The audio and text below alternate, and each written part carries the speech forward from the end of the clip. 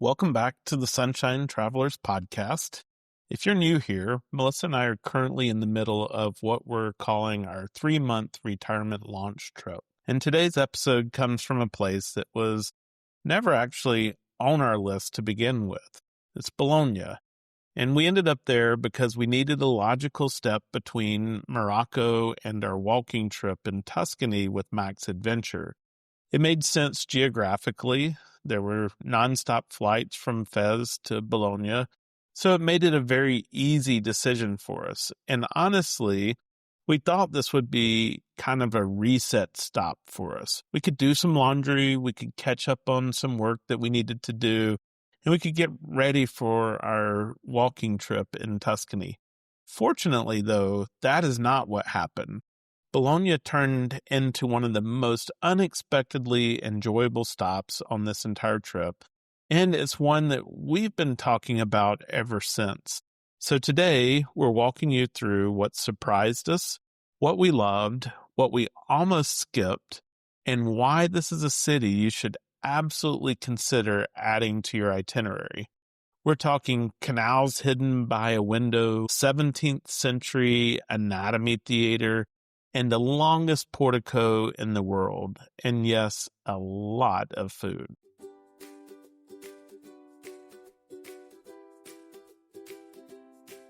We're Scott and Melissa, the Sunshine Travelers. We're all about exploring the world and sharing the journey with you, whether you're a seasoned traveler, dreaming of your next adventure, or just here for the stories. No matter where you are on your travel journey, we've got firsthand experiences, tips, and plenty of inspiration from some of the most amazing places on Earth. So buckle up and get ready to travel with us.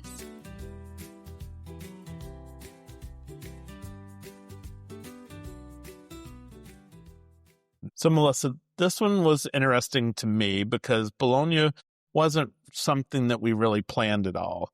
I had looked up a few things a couple of weeks before the trip just so that we would have an idea, but this was purely a logistic stop for us. We needed somewhere between Morocco and Tuscany, and it just so happened to line up. And I think because of that, we went in with almost no expectation. And that's kind of rare for somewhere you're going to go and spend 4 days in. So I actually think that is the thing that made it work so well for us, is that we didn't have a checklist. We didn't feel like we had to see everything. And honestly, going into it, there wasn't really anything except for maybe just the towers. They have their own leaning towers. They don't look like the Leaning Tower of Pisa. But it let us really experience the city really just from more of a walking around and a curiosity perspective. We then started wanting to see more of it and asking, I guess, a little bit, okay, what else are we missing? Because this is really way cooler than we thought it was going to be. And I did want to add that while we did want to rest and do some things, it also gave us a chance to do that. We never felt like we need to get up at 8 a.m. and go see this place before it has just masses of crowds. A couple of mornings, I think it was raining, and we literally did just sleep in. We had a kitchen. We cooked in a little bit more, even though we still enjoyed a lot of good food. So it really was a good place for us to do both. I think to me, it felt like a real lived-in city, not something that was built around some tourism. And don't get us wrong, there are plenty of tourists in Bologna, but we felt that the tourists and the locals kind of coexisted better than some of the other large cities that we've visited in Italy as well. And I think that's a good place to start because before we get into specific things to do, Bologna just has a very different feel than a lot of the places people typically go in Italy. And I want to start out just talking a little bit about kind of how Bologna feels. There's 3 nicknames that Bologna has been given. La Grassa, the fat one for the food. La Data, the learned one, home of the oldest university in the world in Bologna. And La Rosa, the red one. And not for the wine, but for the rooftops. But I think really what stood out to us, that Bologna felt like a real city, a place where people live. Not overly polished, but not a tourist place where just some people live, or as we've talked to other people, where even the locals want to escape the city as fast as they can. It wasn't like that. People live here, they work here, they shop here. There was a huge mix between local shops, which we've seen in Spain and Italy, where you'll have an eyeglasses shop and a shoe store, and they're very local. And then the chain type stores that lots of people like to go to, they had those as well. McDonald's, Starbucks, things like that. And then those people are the ones that are sitting next to you at dinner or at a cafe or in the piazza having the aperitivo. They're not just escaping to just their neighborhood, because I felt like the whole city was their neighborhood. And of course, coming off of our very busy schedule in Morocco and then heading to Tuscany, where we would be hiking every day and having a lot of things that we wanted to see, it really was exactly the kind of, breath reset that we really didn't realize that we needed, and then how much of Bologna was going to be that for us. And so I will say that here's, I guess, how it's just so different from places like Rome. I didn't feel like, or I will say Florence or Amalfi, or even some places that we went to in Spain that where parts of it feel very tourist centered. Maybe Ronda, for example, is that it's not just, I guess, tons of tourist shops though. There are plenty of shops. And there are probably some of the places where you could get magnets or this and that said Bologna, but it just wasn't like overwhelming the places that we were anyway. Yeah, I mean, there weren't limoncello stores on every corner. There wasn't a dozen magnet shops walking down the street. The stores that were there were the kind of stores that people would go in and shop as a part of every day. Obviously, there were some shops that were more geared towards tourists, but that wasn't the feel that you got from Bologna.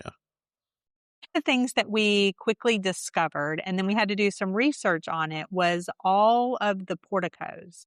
There are covered walkways that line almost every street in the historic center. And they're there. I mean, so you really could enjoy Bologna, rain or shine. Now, we were very fortunate it rained in the mornings and it would clear up. But what we learned is there are about 60 kilometers of covered porticos all around the city. Part of that system is recognized by UNESCO. Not all of Bologna's porticos are UNESCO. It's actually 12 specific sections across the city that represent how they evolved over time. Now, the one most people experience and the one that we absolutely loved was the San Luca portico, which is also part of that designation. So the porticos, and you'll notice them right away. Like if you're in that main downtown area, you're just going to see it. You're going to start seeing them everywhere. They allow you to walk through shade almost anywhere. Like I said, it doesn't matter if it rains. It doesn't matter if it's sunny. And I think that really changes how you experience the city, because you could experience it rain or shine. In a lot of places, that's a whole lot harder, because then you have the cobblestone streets or the strippery rock streets. And if it's raining, people have to kind of disappear. Yeah, you said that you noticed them immediately, but actually I didn't. I think we walked under some of the porticos without really looking up and paying attention. It just felt like we were walking under a covered walkway, if you will. But then you look up and you see these arches just going down the street, and it's these magnificent arches that are underneath those porticos and make up that covered walkway that you're walking through. So Bologna is also known for its towers, and historically there was over 100 of those towers, which is hard to even picture. The most famous ones are the Le Due Torri, the two towers. Most people want to go and climb these towers. Both of them are currently closed. One of them I think is permanently closed because it's leaned too much. But the other one, Torre degli Asinelli, it's the tall one with about 500 steps. And what we didn't know at first is that these towers are actually leaning as well. Someone told us that the Asinelli Tower leans almost at a 1.3 degree slope. And to give you an idea, the Tower of Pisa is 4 degrees. So it's not quite as obvious, but it is definitely an obvious slope that it's on. And so once we were in Bologna and we started saying, okay, walking around. What are some things that we want to do? And I actually started looking that up about the towers. And that's when we learned that one of them's closed and they're trying to renovate it so that people can maybe eventually go back up in it. But Scott, without even really looking stuff up, we were in that main plaza, which is the Piazza dei Maggiore. which it has the cathedral. It's actually a huge plaza. And you saw a clock tower and some people that were climbing up on that clock tower. And you were like, hey, what is that? Let's go see if we can actually check that out. Yeah, and I'd actually argue that it turned out to be the better experience. It's in the Torre del Orologio, which is part of Palazzo da Corsia. So let me say that again. Palazzo da Corsia. And you walk through these historic rooms on the way up. They talk about it. There's a bunch of steps to get there, but it's actually like this ramp that you walk up. And along the way, you go through like this great hall. And so these historic rooms you go through, you learn a little bit about the history of the tower as you're going through there.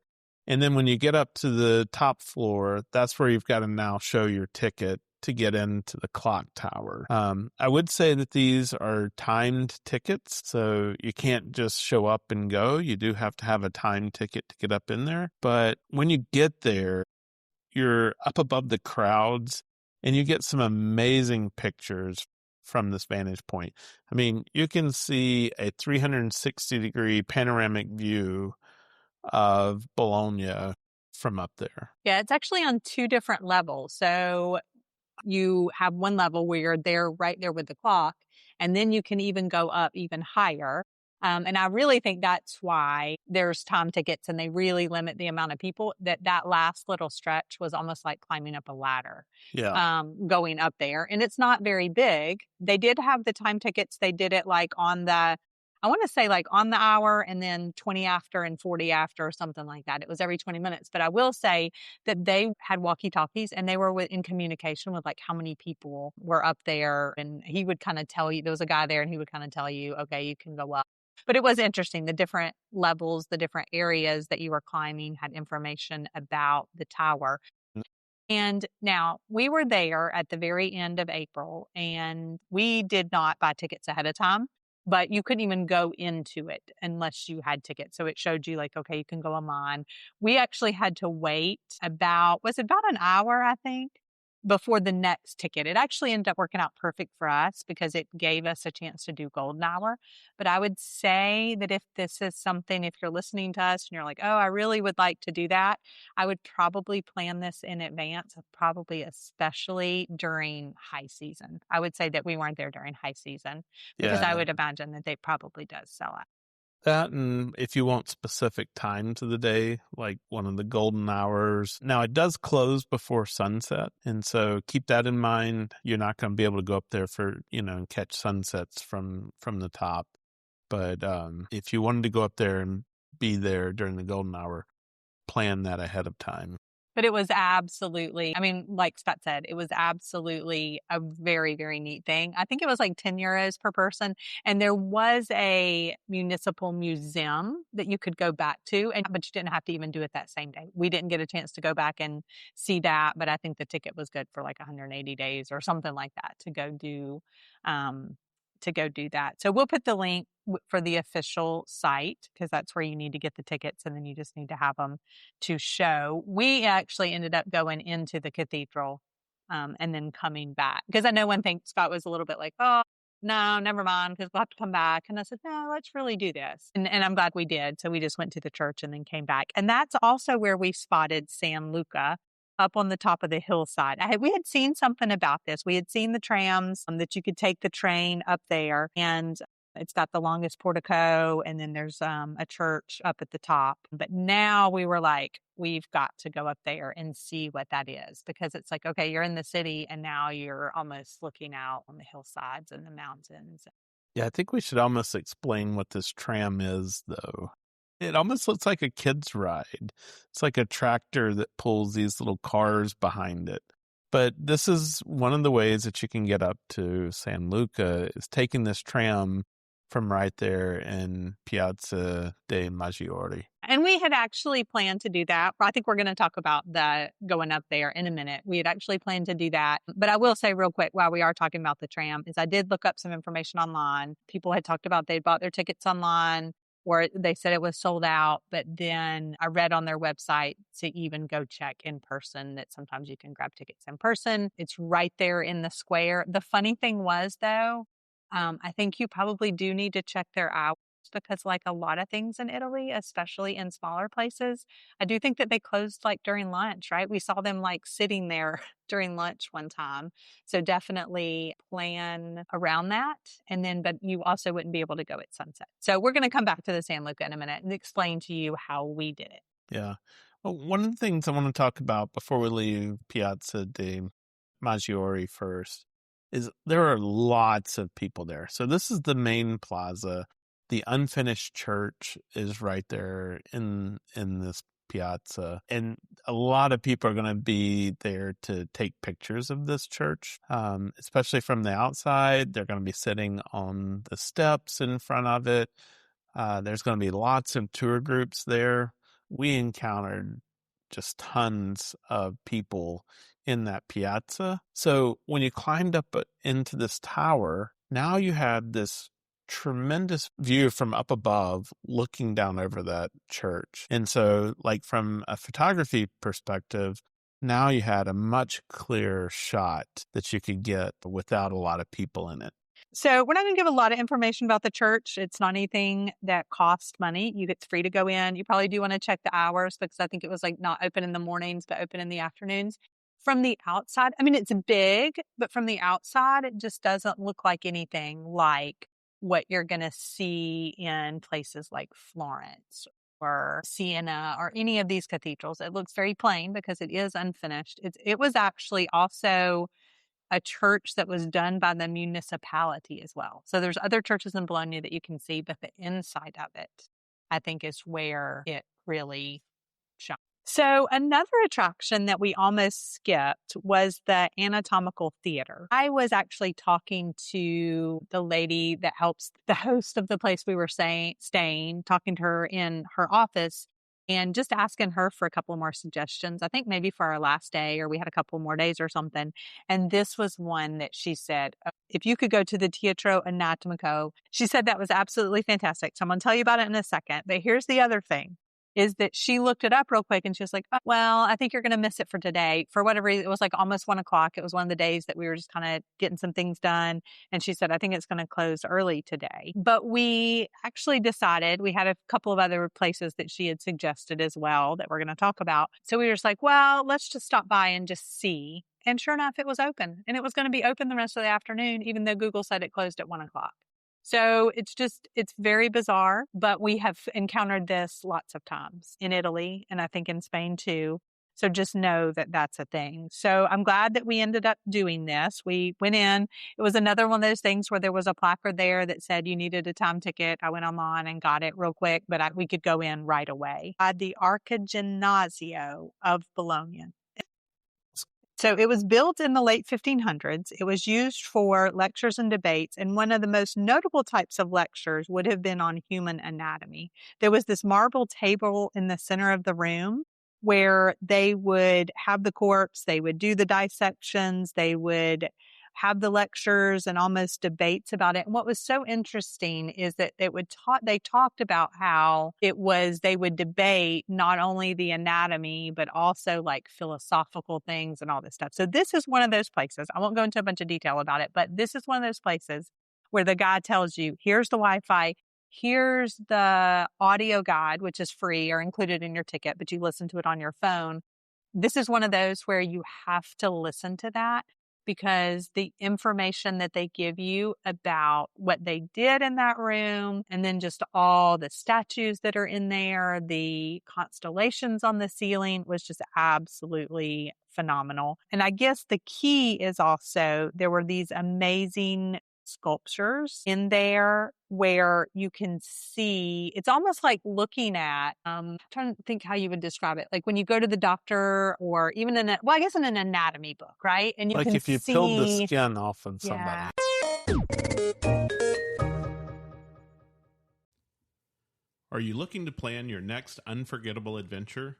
At Sunshine Travelers Experiences, we specialize in helping you create tailor-made travel journeys that turn your vacation dreams into reality. Whether you're craving a relaxing beach escape, an awe-inspiring cultural journey, or a thrilling outdoor adventure, we can help. Why choose Sunshine Travelers Experiences? Personalized itineraries designed just for you, expert travel advice and insider tips, seamless booking from start to finish, exclusive access to top destinations and hidden gems.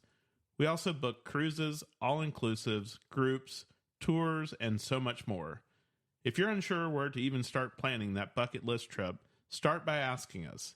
Then let Sunshine Travelers Experiences handle the planning so you can focus on making the memories. Explore now, sunxtravel.com. If you have any questions, email us info@sunshinetravelers.com. You can see the muscles and the tendons and all that stuff. Usually you see it like in a book. This was actually carvings. And so that part was just absolutely phenomenal. That ended up being a highlight for me. I enjoyed that. Well, earlier I had talked a little bit about San Luca. And once we saw it from the tower, it became one of those, we've really got to go there type moments. And we had gone to a camera store outside of town. We took a taxi out there and we said, while we're out, we should just go on up to San Luca. And so we took a taxi about halfway up and then we walked the rest of the way up and then all the way back down. And this turned out to be a bit more of an exercise experience than what we had expected, but it was 100% worth it. The sanctuary of the Madonna of San Luca was closed by the time we got up to the top.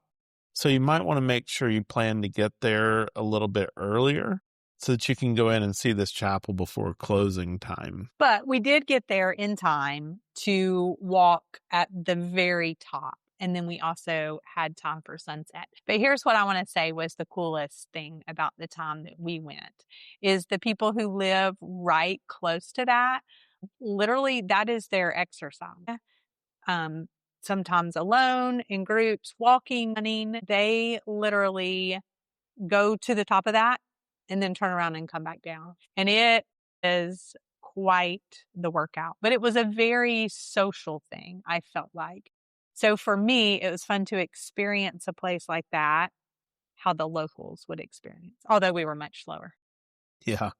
But they did. They use this as a place to walk, run, exercise. There's a lot of stairs in here, so I just want to call that out for anybody that, would be challenged with the stairs.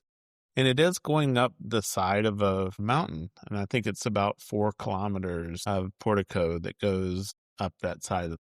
Yeah, I believe it was something like 666 arches or something like that. And you're under that portico the entire time. Views of the portico, like either way, if you're going up, there is one place where I guess it kind of, a couple of places where it kind of turns, but then you're seeing that portico all the way up. Once it starts to get down, the lights come on. And so it had a completely different look and feel to it. But we felt fine because people were still making their way up. Locals were still making their way up. I mean, there were hundreds of people around. So. Not too crowded, still a good number of people. So if you want to see it, take the tram, be mindful of the train. But I think that the walking it gives you a whole different experience. So you could take the train earlier and then walk it down, maybe, if you wanted to. So when we got back down to the bottom, we rewarded ourselves with a gelato from a local stand, just a little food truck stand that was just right outside the FC Bologna stadium, the Bologna Football Club stadium. So Scott, here is probably, in this part of the trip, this was our second example of a time when it's been hard for us to get a taxi in Italy, which is why we got the gelato in the first place. Yeah, I tried several different apps, Free Now, Uber, we've used App Taxi, right? There's a bunch of different ways of calling cabs across Italy, and you just have to figure out which one works. But Bologna was one of the places where, or especially right here at the bottom of this walk, it was just one of those dead places where I guess it's hard to get a taxi. We just didn't even see them. Like they weren't even coming through that area. And so we tried to use the Uber app to call a taxi and Free Now, and it just kept saying waiting, waiting, waiting. Especially busy this time of evening or whatever. So I think it was just a matter of this is not a place where the taxis go. And so it's kind of a dead zone for taxis. I don't know why the, FC Bologna football stadium is right there, but since there was no game that night, the taxis weren't. And there were plenty of locals, like people were parked. There were other people at the ice cream place. There were people, we saw some restaurants, people going out to eat. Thankfully, we could take a bus and we kept seeing the buses go by. So we just looked up on Google Maps and figured out, okay, how do we take the bus? And we've seen a couple of paths. So that was super easy. We got on, you tap your phone or your card, and we just kind of looked at the app to see, what was close for us to get off. So that worked out fine. But speaking of buses, though, we had the exact same problem in Bologna because we were going to try to take the bus out to that camera store initially. We had figured out how to do it. We went to where the bus is supposed to be, and we waited through like 3 or 4 different cycles, and we weren't alone. There's a bunch of people there, and the bus never showed up. I would just say, if you can, arrange your transportation in advance, like book it in advance, or get a phone number for a taxi company where you can call them. Because I didn't feel like in Bologna specifically that the apps were really useful.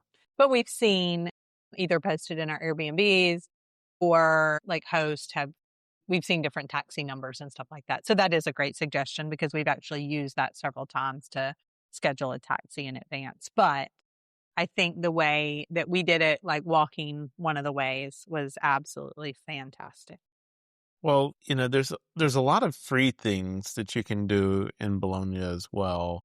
And I would say they're worth your time. So I'm going to talk about 3 different ones. The Basilica di San Petronio Sala Borsa Library and Basilica di Santo Stefano, which is there's 7 churches that are right there together, and they're actually even kind of connected in, which was kind of unique. All of those were free, and you could go in and visit them. I think the one of the most famous is the Finestrella di Via Piella. And what that is there's a little wooden door. It's in the wall. And if you open up this door, behind it, you'll see one of the canals that runs through Bologna. And if it's closed, you totally would miss this. I mean, you can actually go across the street and see the canal. And we did that several times, not even know that and that was took there. Pictures of the canal.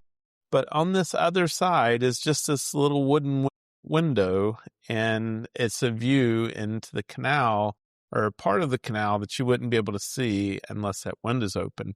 And I think we walked by it several times, not even knowing it was there.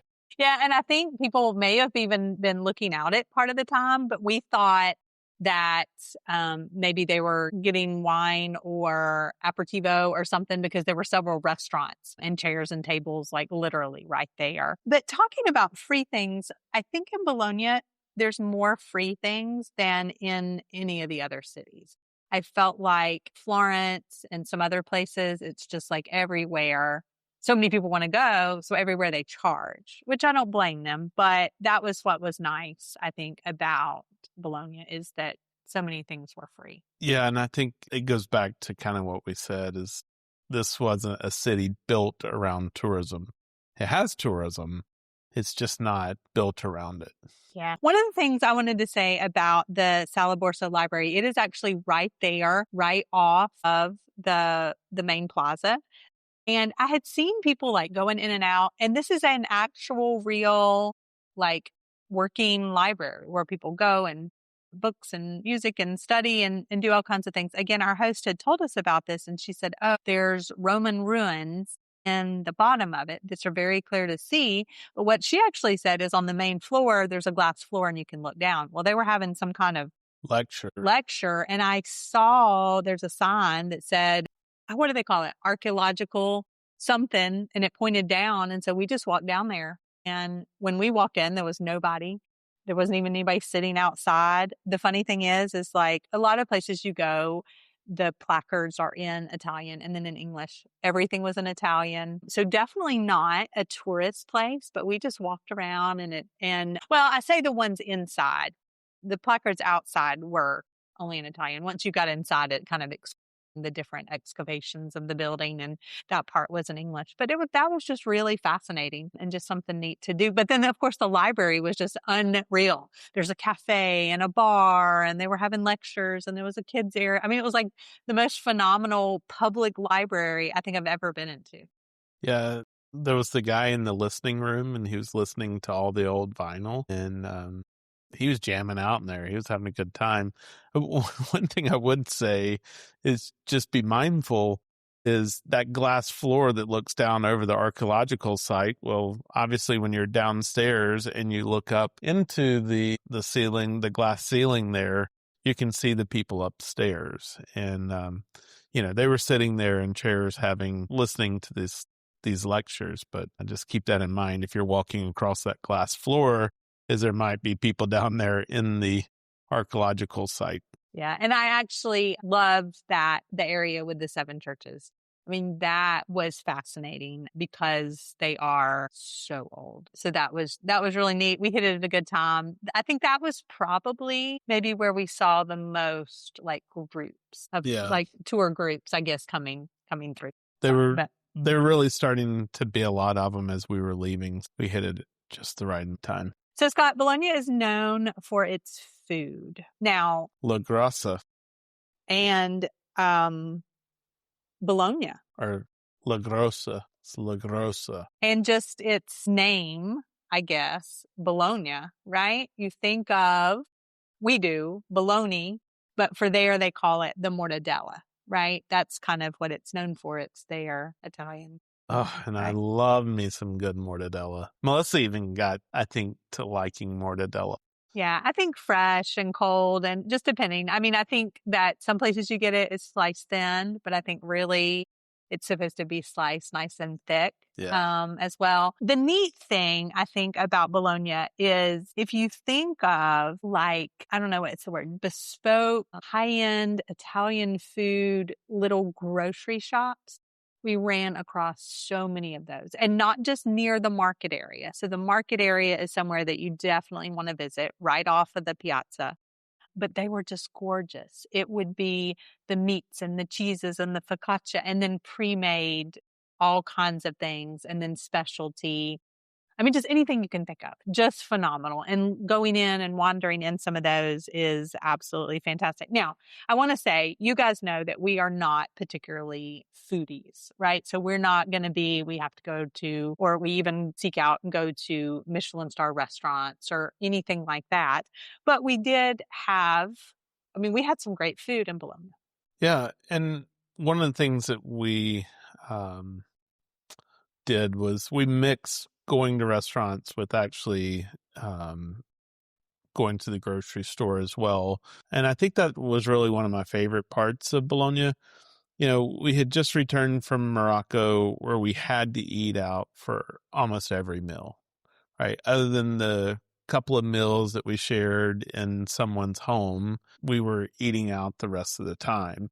And so it was nice to just go back to our apartment. We had a small kitchen there and to fix some meals. We had a Conad city, which was not too far from our apartment, and we could go pick up some things for that evening to prepare fresh. And so I think that was one of the benefits of having the apartment. And as an example, one of the nights we decided we would prepare dinner there in the apartment.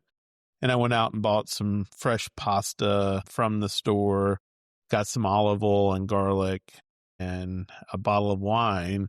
And we just cooked some pasta there inside the apartment. Now, you like yours with lots of pepper in it. Gosh.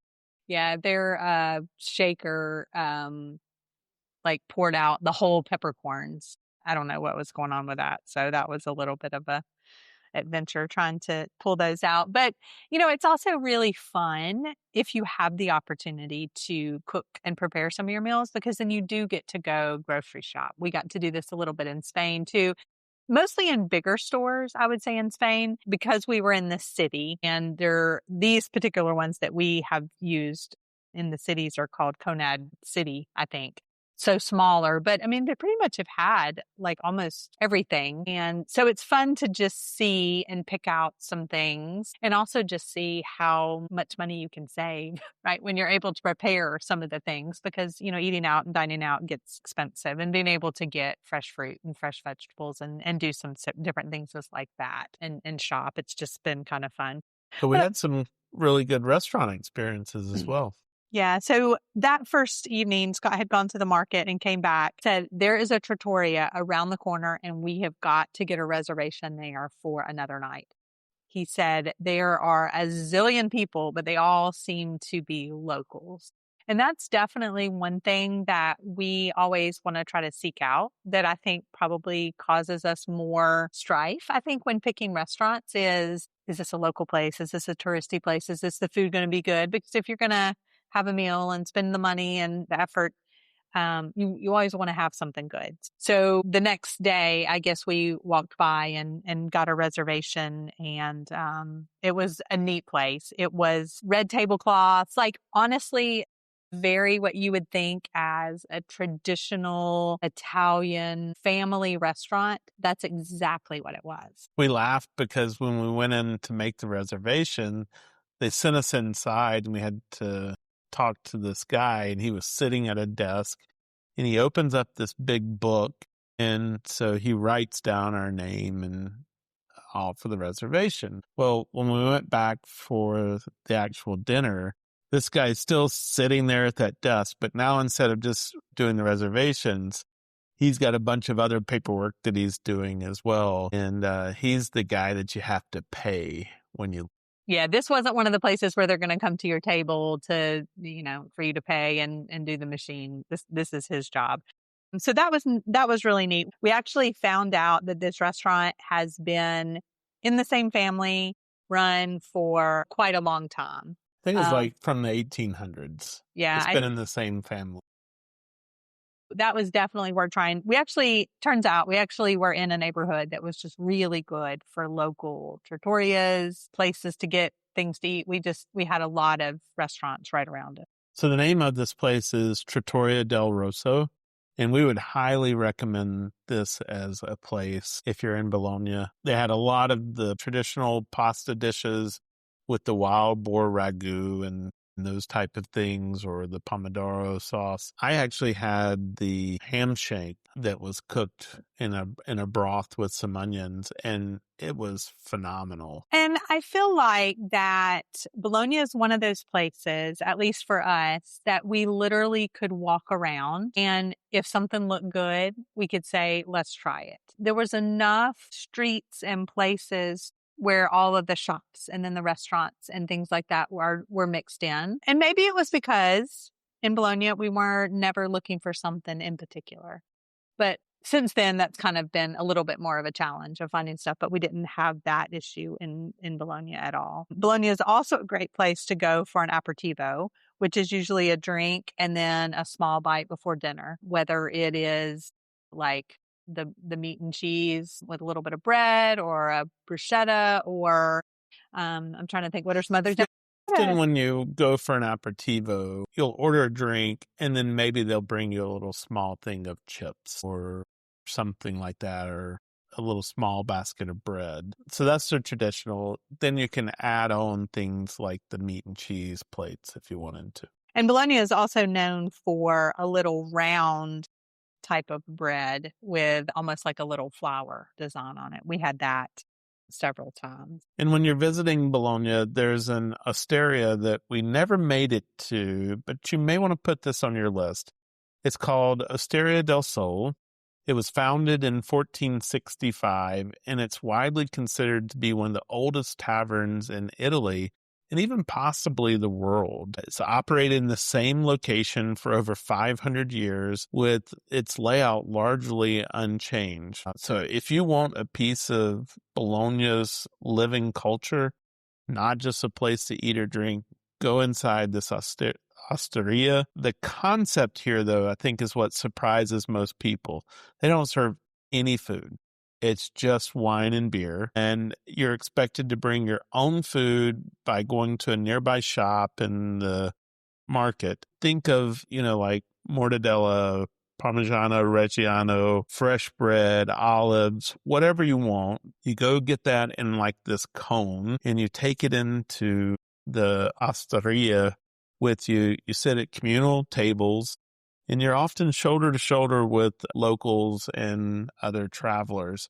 They did have signs, no videoing in there. They want to keep this unique. Obviously, that makes the Instagrammers mad because they can't go in there and video it and post it and stuff like that. Well, you know what was funny about it is we actually, our very first day, we got there and we were looking for a late lunch. We ended up, and this is right in the heart of where the market is, and there's lots of little places to eat right there. And we ended up eating at a place that's inside. It's one of those high-end grocery stores, but they also have tables outside where then you can sit, and they go in, and then if you get meat and cheese, they slice it fresh. Well, this was right across the way. And the other thing you probably may know or should know about Scott and myself is that we really do try to steer clear of like the Instagram or social media trendy places to eat, that kind of thing, because we have found that a lot of them, it's a long line and everybody's videoing. And then sometimes, but not always, then they don't live up to the hype. They become famous for whatever reason, but they don't live up to the hype. Well, we are sitting there eating and we are looking at this, like I'm thinking, wonder why they have all these signs, no photos, no videos, no, it actually is like no baby strollers and stuff too. Although I did see a family go in with a baby stroller, and you did see people stop though and try to take pictures from, and food tours were going on and they would stop and talk about it. And then one food tour, the leader of the tour had gotten food for the tour, and then they were going to go in and have a drink. So here we happened upon this really famous place, and we're like, oh, what even is this? Like, why is this drawing so much interest? So like Scott said, we didn't make it back there, but just a neat place to know about. So before we kind of close up, I wanted to spend a minute talking a little bit about safety, especially because this is Italy and you hear a lot of things. It is important that when you're traveling, to always, and I don't think it matters where you are going, to keep a heightened awareness of your surroundings. And this particularly kind of hit me for Bologna because like literally as we were leaving for our trip, I saw this reel where this girl was talking about they had gotten robbed, and then she was like filming this like purse snatching ring and all this stuff. And I was like, look to see where it was. And I'm like, oh my gosh. And it almost made me really nervous. We had not been to Bologna. I didn't really know that much about Bologna. But once we got there, like we never felt uncomfortable. I mean, like I said, you always want to, keep an eye on your belongings, keep your purse closed, crossbody, whatever. But we honestly never felt uncomfortable because it feels like such a local place. We never went out really late at night. We always try to stay in places where there's other people, but between like the main areas and where our apartment was, we weren't anywhere really far out. I would say that we were within between the city center and the train station even. And we, like I said, didn't go out late at night. They did have great security, like on our building. I think you see this a lot of places in Italy. So you did have a code to get in the building. And then we had a code like to get into our room, but just be aware. But also I just kind of felt silly because I did have a lot of anxiety about visiting Bologna, and then other places in Italy. But something could happen anywhere as well. And people live here. And so I would just say, of course, keep your wits about you. I want to call it out for what it is. It's horse crap. It's a city. It doesn't matter what city in the world you're in. This could happen anywhere. And it's going to happen to the people who are walking around with their noses stuck in their phones and they're not paying attention to their surroundings. And they're walking around with a Rolex or they're walking around with their Louis Vuitton bags and stuff like that. It doesn't matter the city. And I personally want to call this out as just pure horse crap. This is not a Bologna problem. Well, what I found was interesting because speaking of designer bags, which it was a factor in this girl's case, but Bologna is a city where there are quite a number of wealthy people, and we saw a lot of locals carrying expensive handbags. But So they're like you paying said, attention. yeah. They're not walking around with their nose stuck in their phone all the time. People, get off your phones. Look around. You're missing so much by just not even looking around and having your phone looking and trying to find that next location, that next checklist thing of where you're going to go and get a picture. Just look around. Just be aware of your surroundings. It's not a Bologna problem. So just stop talking about it as a Bologna problem on the internet, people, please. And just keep an eye on your things. Now, I will say, and I guess we haven't mentioned this in this episode, and not to really play it up, but this is a place where as you were sitting there, and it would happen to us as tourists, and it was happening to the locals, people were definitely coming around trying to sell you things, right? The rose, the power bank, I don't know what all. Just the thing is, you just have to say, no, thank you, no, grazie, whatever, and just let them move on. So don't let social media talk you out of going somewhere that's absolutely worth experiencing. Yes, sometimes you're going to have these nuisances, but you would miss like all the other stuff. So just awareness. Well, I would say if there's one takeaway from Bologna, for me, it's this. Don't overplan it. Yeah. So I know we've listed a lot of things that we found particularly interesting. And some of that for you, like none of those may be interesting. That's just where we found most of our favorite spots. It was just like giving ourselves time to wander. Like we didn't have to necessarily go and do any of these things. And I think that's what was nice about Bologna more than some other places that were visited. And we're going to talk about this in some future episodes, was that as you wandered around that main, and when I say the main, I mean, it's actually encompasses a pretty large area.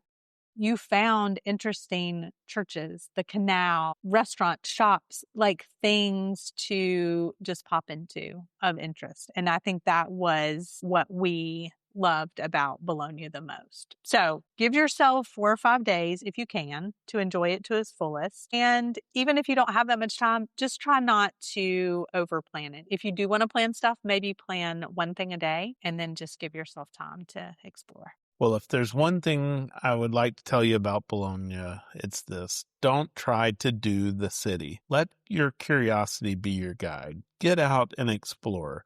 It's compact, it's walkable, it's easy to navigate, and the best moments happen when you're not looking for them. If you're planning a trip and want help building something around places like this, reach out to us. And if you want all the places we mentioned today, we've got the full blog post at sunshinetravelers.com. Thanks for listening, and make sure to check back for future episodes on Walking Through Tuscany with Mac's Adventure, Pisa, and Florence.